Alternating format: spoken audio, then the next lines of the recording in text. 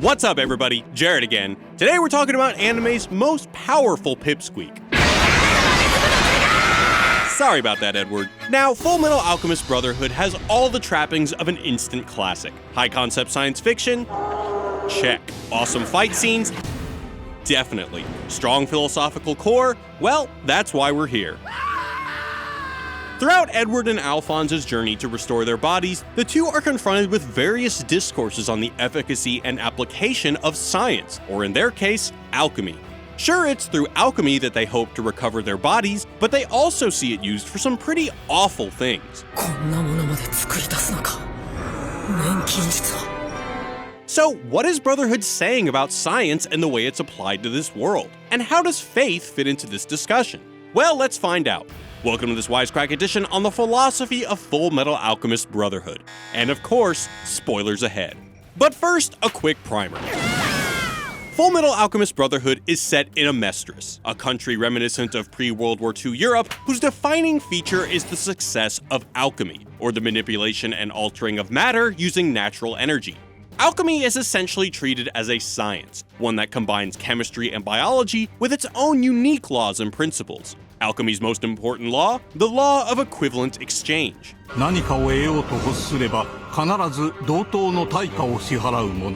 Or, you know, the law that means if you get the right materials and draw a circle, you can do this. The show establishes a push and pull dynamic between science and faith almost immediately. In episode 3, Ed and Al travel to the desert town of Lior to investigate Father Cornello, a holy figure who has gained control of the people by awing them with miracles and indoctrinating them in the faith of Letoism. The second they arrive, though, the brothers make their views abundantly clear to the faithful.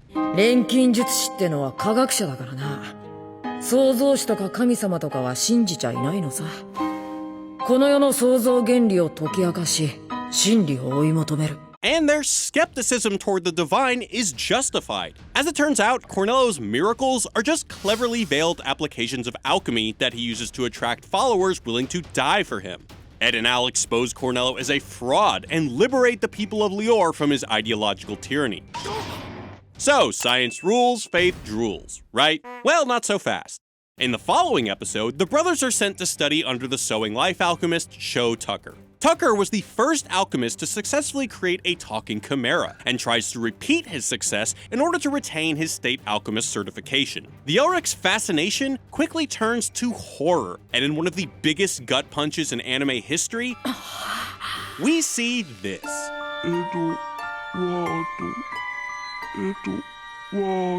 Yeah, that's right. Tucker actually used his family dog and his own daughter as components to create his chimera. But far from feeling remorse, Tucker claims he was only doing what science demands. In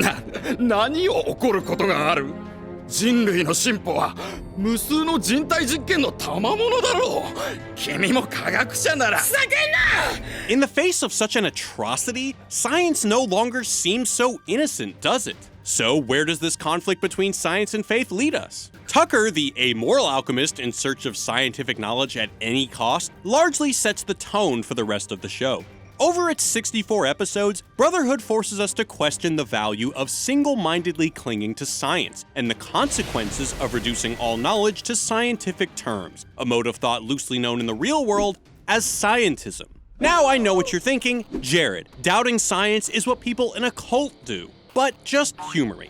When philosophers critique scientism, they're not saying that science is a lie. What they're criticizing is how we put scientific knowledge above all other knowledge, and how we try to reduce other forms of knowledge into it. According to philosopher Paul Feyerabend, science is just one of many competing explanatory frameworks, one which is neither as rational nor consistent as it pretends to be. Feyerabend's favorite example is Copernicus, whose heliocentric model of the universe was actually rejected by scientists of his day. To them, Aristotle's idea of celestial spheres offered a fuller explanation of why the planets moved in the sky. While Copernicus's model could correctly calculate the movement of the planets, it couldn't explain why they moved as they did until Newton's theory on gravity was published over a century later. Science, in this case, wasn't interested in the truth so much as self-preservation. Like any ideology, Feyerabend worries that an unquestioning acceptance of it, like with Lior and Letoism, can lead to some potentially disastrous results. In his book Against Method and Science in a Free Society, Feyerabend asks, is it not possible that science as we know it today, or a search for the truth in the style of traditional philosophy, will create a monster? And monsters are exactly what science creates in the world of Brotherhood, such as man-made chimeras that are referred to as ungodly experiments. なんだこいつら。セントラルの連中、とんでもない実験をしているようだな。This impersonal, dehumanizing aspect of alchemy is enshrined in the law of equivalent exchange, which inherently reduces objects, animals, and even people to their physical components. The Elric brothers' entire journey starts because the two believe they can bring their mother back to life by simply transmuting the basic ingredients of a human being. This dehumanizing nature is furthered by one of alchemy's most sought-after creations, the Philosopher's Stone. When Ed and Al decode Dr. Marco's notes, they realize the key ingredient to the stone is human life. 賢者の石の材料は生きた人間だ。しかも石を1個生成するのに複数の犠牲が必要ってことだ。The stone is the ultimate product of alchemy, allowing its users to ignore the law of equivalent exchange. But even though the stone can restore Ed and Al's bodies, the two are reluctant, if not just plain unwilling, to use the stone. In contrast, the homunculi, artificial humans powered by philosopher's stones, regurgitate scientismic philosophy, reducing the souls trapped within the stones to mere alchemic principles. 肉体も精神も遠の昔に朽ち果ててエネルギーとして消費されるだけの存在さ。自分がどんな姿だったかも覚えちゃいないよ。どうしよう、こいつらはもう人間には戻れない。感情じゃなくて理屈で人間の定義に線を引けよ、錬金術師。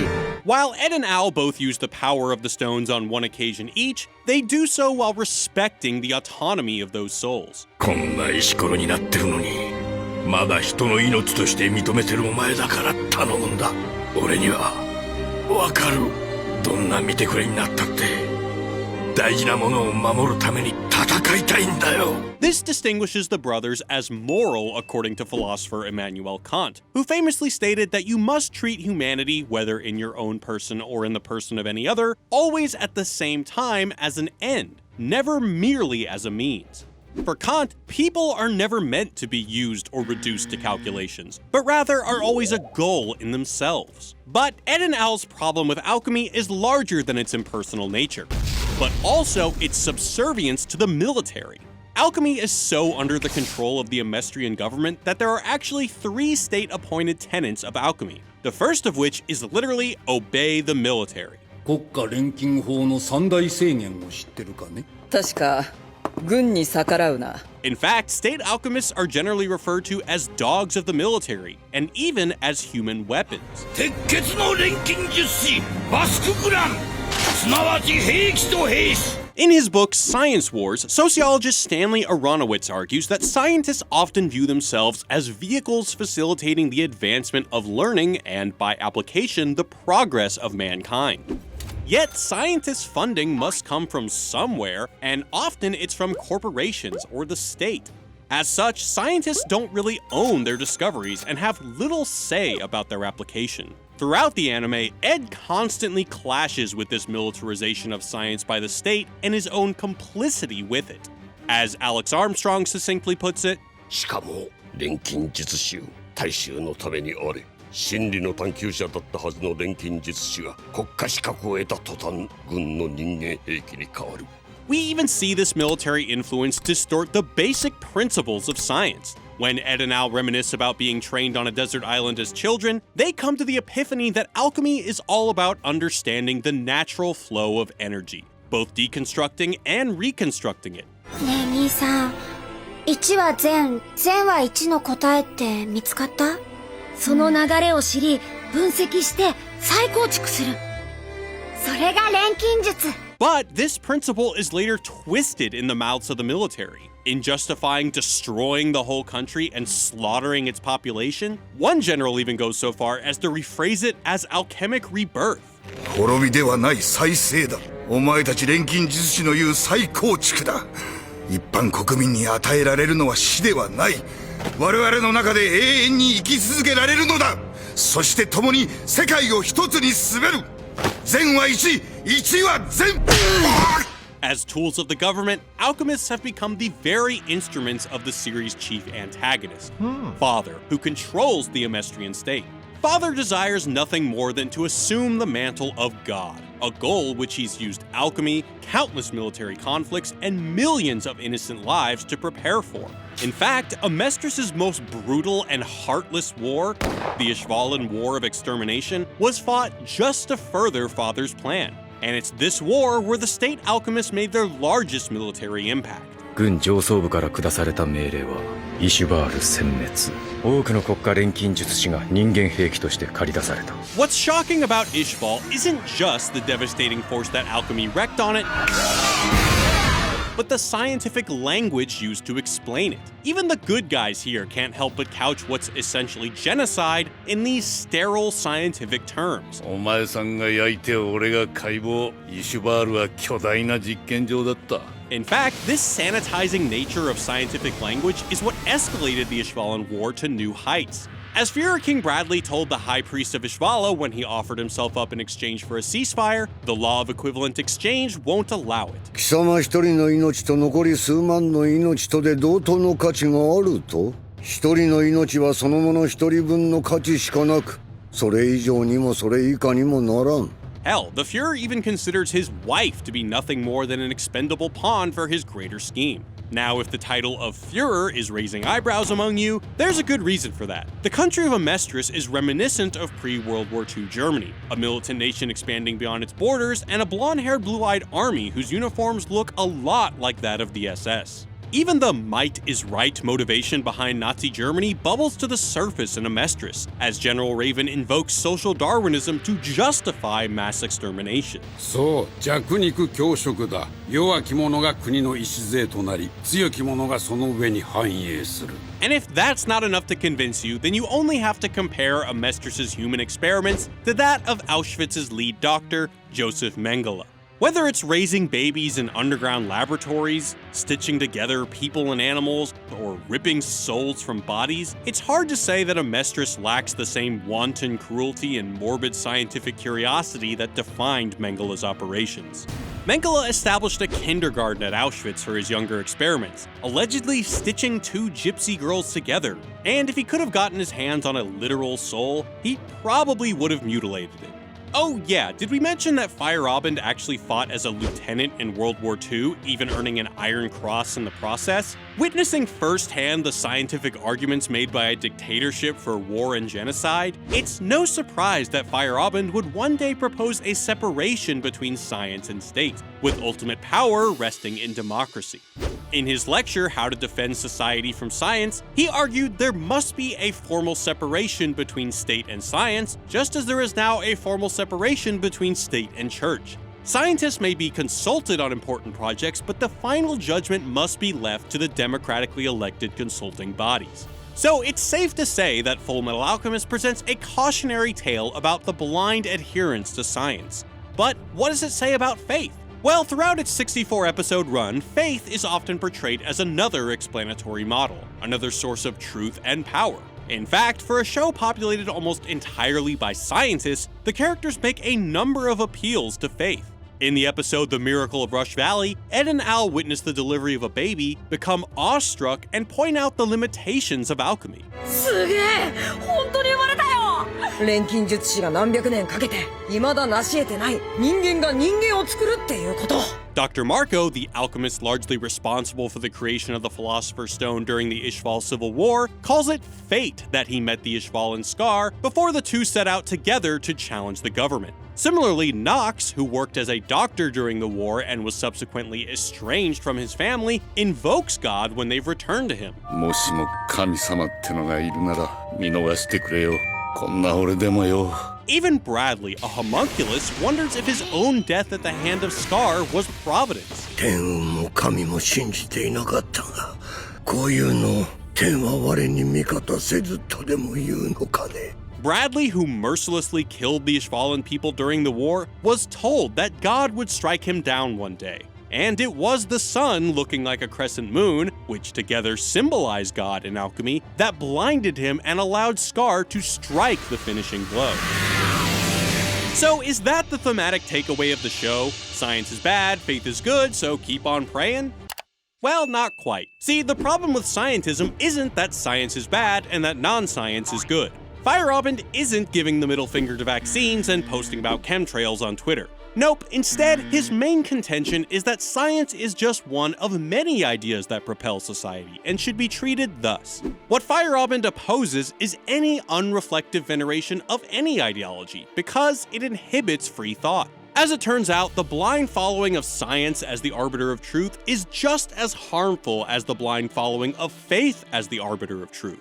Whether it's Father Cornello and the homunculi using the Letoists to incite violence against their enemies, or Scar using his god Ishvala to justify his vengeance against the alchemists. 醜い復讐心は神の代行人ってオブラートに包んで崇高ぶってるだけだ。 Faith alone can be every bit just as scary as science. Characters grow in Brotherhood when they realize the limitations of adhering to any one ideology. Edward and Alphonse, for example, begin to question the foundations of Western alchemy, which supposedly takes its energy from the tectonic movements of the Earth's mantle, when Father manages to cancel it out. It's their quest for an explanation that leads them to science's Eastern equivalent, alchemy, which uses life energy from the planet. It's ultimately bridging the gap between these two ideologies that allows our heroes to eventually triumph. The two different sciences come together to make a reverse transmutation circle that saves the lives of all Amestris. Perhaps no character embodies this development more than Scar. A survivor of the Ishvalan War of Extinction, Scar targets state alchemists out of revenge. To him, not only are alchemists weapons, but they transgress against God, who alone possesses the right to create. But as Scar learns more about Amestris, he realizes how wrong he was to seek vengeance. 何を言っても言い訳にしかならん。俺がロックベルという医者夫婦を殺したのは事実だ。 Scar, who once cloaked his actions in the words of God, finally understands that no ideology can justify murder. Scar even breaks from the strict laws that govern his faith, making use of the very alchemy that his god abhors in order to save the country he once hated. そうだろう。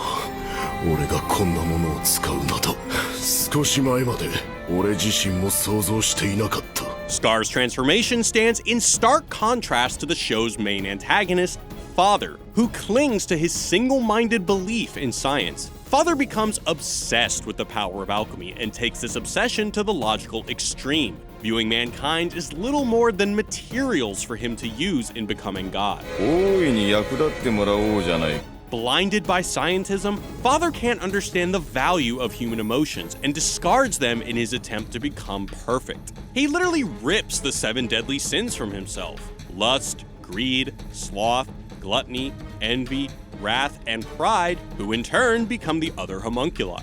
Ultimately, it's this conviction in the absolute supremacy of science and the ability to achieve perfection through it that undoes Father.